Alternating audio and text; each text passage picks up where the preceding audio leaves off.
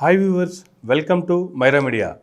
నిన్న కేంద్ర ప్రభుత్వం పార్లమెంట్లో ప్రవేశపెట్టినటువంటి 21-22 సంవత్సరానికి సంబంధించి బడ్జెట్కి సంబంధించి ఈరోజు మనం మాట్లాడుకుంటే ప్రస్తుతం మనతో ఉన్నారు ఆంధ్రప్రదేశ్ మాజీ సిఎస్ శ్రీ ఐవైఆర్ కృష్ణారావు గారు మనతో ఉన్నారు. అసలు బడ్జెట్ ప్రవేశపెట్టిన విధానం కావచ్చు, సామాన్యులుగా అది ఎంతవరకు ఉపయోగపడే రీతిగా ఉంది, ఓవరాల్గా కేంద్ర బడ్జెట్ మీద ఆయన వ్యూ ఏం చెప్తారు, ఈ విషయాలు మనతో మాట్లాడే అనేక విషయాలు తెలుసుకునే ప్రయత్నం చేద్దాం. నమస్తే అండి. నమస్కారం. ఏం చెప్తారు నిన్న కేంద్రంలో ప్రవేశపెట్టినటువంటి బడ్జెట్ గురించి చూసుకుంటే ఓవరాల్గా? అసలు అంటే ప్రతి బడ్జెట్ ఉన్న కాంటెక్స్ట్లోనే దాన్ని మనం చూడాల్సి ఉంటుంది. కాంటెక్స్ట్ను పక్కన పెట్టి ఏ బడ్జెట్ను చూడలేము. ఓకే, ఇప్పుడున్న కాంటెక్స్ట్లో చాలా చక్కని బడ్జెట్ అని నా భావన. ఓకే, నా భావనే కాదు, జనరల్ అప్రిసియేషన్ వచ్చింది అన్ని వర్గాల నుంచి, అన్ని సైట్స్ నుంచి దీనిని కమెంట్ చేశారు, ఇంక్లూడింగ్ ఎకానమిస్ట్ కూడా. ఇప్పుడు చూడండి, మామూలు పరిస్థితుల్లో సార్ ద్రవ్యలోటు జాతీయ ఉత్పత్తి జీడిపిలో 3% ఎక్కువ ఉందంటే ఆర్థికవేత్తలందరూ దాన్ని తప్పుపడతారు, చాలా తప్పుపడతారు. ఏమని? దీంతో ద్రవ్యోల్బణం పెరుగుతుంది, అప్పులు తీర్చలేరు, సస్టైనబుల్ కాదు, కాబట్టి ఇది కరెక్ట్ కాదని. సో అది నార్మల్ స్టాండర్డ్. బట్ ఈరోజు ఈ సంవత్సరం ద్రవ్యలోటు ఎంత అన్నది 9.5% ఇది మన జీడిపిలో. నెక్స్ట్ ఇయర్ ప్రొజెక్టెడ్ కూడా 6.8%. అయినా ఎవరు దాన్ని తప్పట్టం లేదు. ఎవరు ఈ ఆర్థికవేత్త మాట్లాడినా గుడ్ అంటున్నారు, ఎందుకంటే ఈ రోజున్న పరిస్థితుల్లో అది రైట్ అప్రోచ్. ఓకే, కోవిడ్ వచ్చింది, అంతా ఎకానమీ దెబ్బతిన్నది, పూర్తిగా ప్రైవేటు ఇన్వెస్ట్మెంట్ తగ్గిపోయింది. అటువంటి సమయంలో దీనిని ఎకనామిక్ టర్మ్స్లో కిక్ స్టార్టింగ్ ది ఎకానమీ, దానికోసంగా ప్రభుత్వం ఎక్కువ వ్యయం చేయటం, కాంట్రా సైక్లికల్ స్పెండింగ్ అని, ఇది దట్స్ ది థియరీ. సో ఇప్పుడు మొత్తం ఎకానమీని కిక్ స్టార్ట్ చేయాలి అంటే ప్రైవేటు ఇన్వెస్ట్మెంట్ లేదు కాబట్టి, కన్సంప్షన్ ఎక్స్పెండిచర్ కూడా బాగా తగ్గిపోయింది కాబట్టి, ఎకానమీ అంతా డౌన్లో ఉంది కాబట్టి, ఇప్పుడు ఎకనామిక్ యాక్టివిటీని ముందుకు తీసుకుపోవాలంటే ప్రభుత్వం వ్యయం చేయాలి. ఎట్లా వ్యయం చేసినా పర్వాలేదు, అది ఎక్కువ అప్పులు తీసుకున్నా కానీ ఇప్పుడున్న పరిస్థితుల్లో అవసరం. సో అందుకని దీన్ని ఓకే అంటున్నారు, and everybody is supporting it. Okay, I think దాంట్లో బ్యాలెన్సింగ్ బాగా చేసి, ఇన్ఫ్యాక్ట్ మూలధన వ్యయం కూడా తగ్గటం కాదు, ఇన్ఫ్యాక్ట్ 34% పెరిగేటట్టుగా 5.54 lakhs 5.54 లక్షల కోట్ల మూలధన వ్యయం నెక్స్ట్ ఇయర్ ఉండేట్టుగా మంచిగానే చేశారని నా భావన. ఈ ఆర్థిక బడ్జెట్ జీడిపి 9.5% ఏదైతే ఉందో, దీనివల్ల ధరలు పెరిగే అవకాశం లేదంటారా? ఉంది, తప్పకుండా ఉంది. అదే మెయిన్. ఈ ప్రభుత్వం గుర్తుపెట్టుకొని చాలా బాగా మేనేజ్ చేయాల్సింది next year inflation management.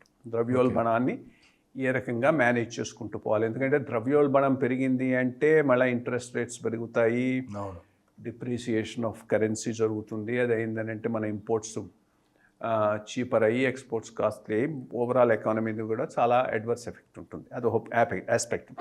More than that, food inflation పెరిగింది అంటే సాధారణ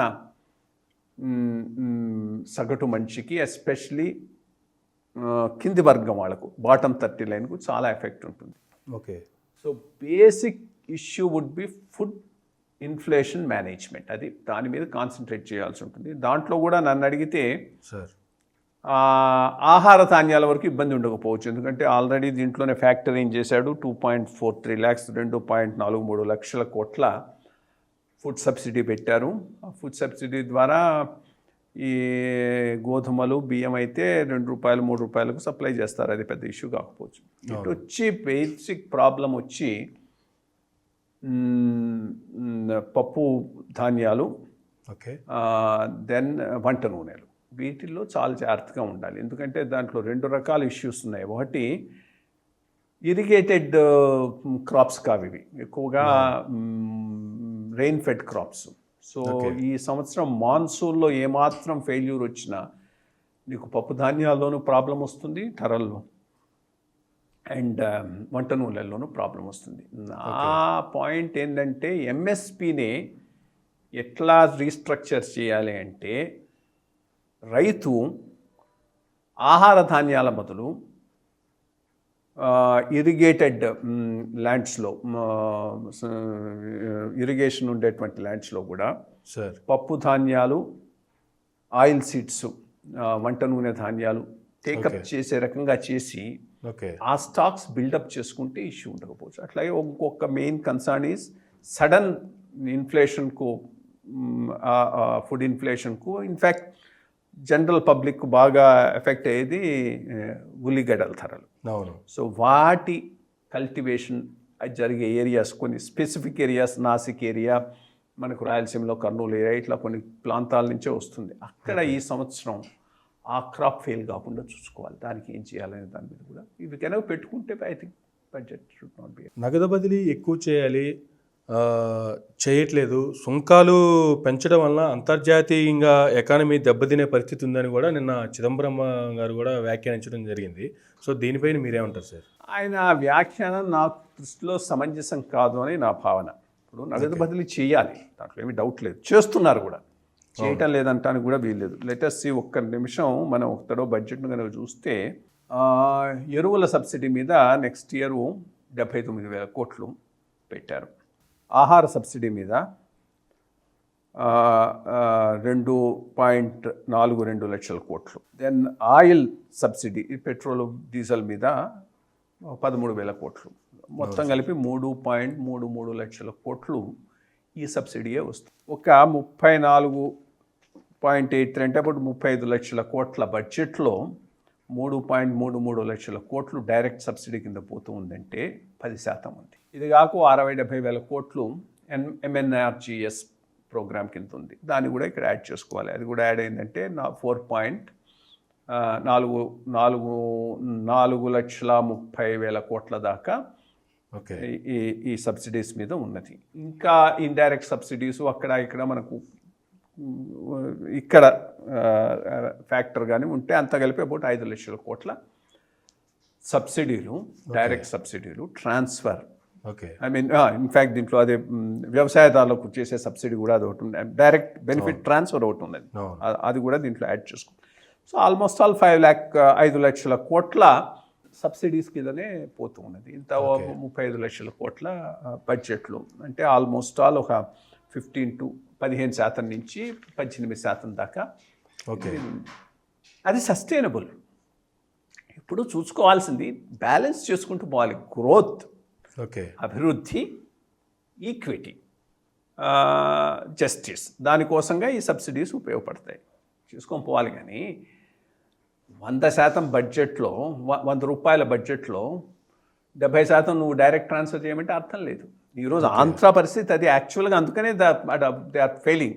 ఓకే, ఎప్పుడు ప్రతివాడు నాకు ట్విట్టర్లో పనికిమాలిన సన్నాసులు అందరూ, అంటే ఇష్యూ అర్థం కాని వాళ్ళంతా ఇక్కడ సబ్సిడీస్ జాస్తిగా ఉన్నాయనంటే మరి కేంద్ర ప్రభుత్వం ఇవ్వట్లేదా? ఎంత పర్సెంట్? 15%, 20% ఇవ్వాలి అసలు. సబ్సిడీ లేకుండా సిస్టమ్ రన్ కాదు.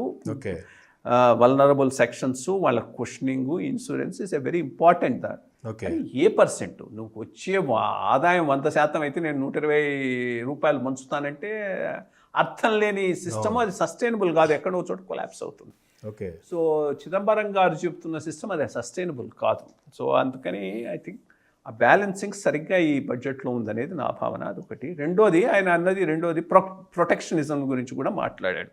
ఓకే, ఆయన అనేది ఏంటంటే అంతర్జాతీయ వాణిజ్యాన్ని మనం ఎటువంటి రిస్ట్రిక్షన్స్ లేకుండా ప్రోత్సహించినాడే ఎకానమీ డెవలప్ అవుతుంది, అప్పుడే గ్రోత్ ఉంటుంది, అందరికీ ఉద్యోగాలు వస్తాయనేది ఆయన పాయింట్. అది కూడా కరెక్ట్ కాదు. ఎందుకంటే ఎప్పుడు నువ్వు మంచి శక్తితో ఉన్నప్పుడు ఓపెన్ అప్ చేయి, నో ఇష్యూస్ ఉండాలి యాక్చువల్లీ, అప్పుడు యూ కెన్ కంపీట్. ఓకే, ఒక కుంటోని తీసుకుపోయి ఒక మంచి హెల్తీగా ఉన్నవాడిని పెట్టి ఇద్దరిని రన్నింగ్ రేస్ చేయమని అంటే అవును సార్, కుంటివాడు ఎక్కడ ఆగిపోతాడు?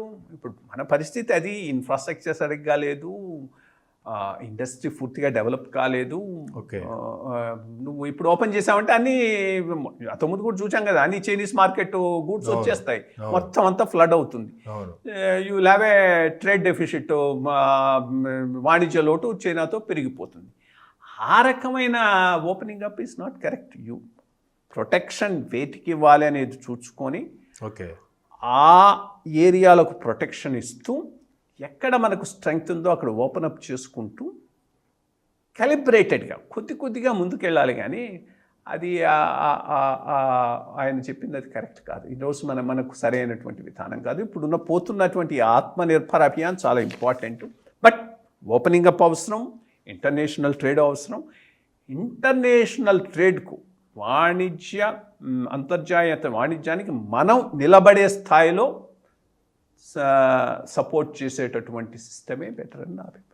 Please do subscribe Myra Media. Please subscribe Myra Media. Subscribe to Myra Media. Please like, share and subscribe to Myra Media for lot of film news, gossips and hot news. Please like, share and subscribe to Myra Media. For more interesting updates, please subscribe to Myra Media YouTube channel. For more updates, please subscribe to Myra Media. So like, share and subscribe to Myra Media.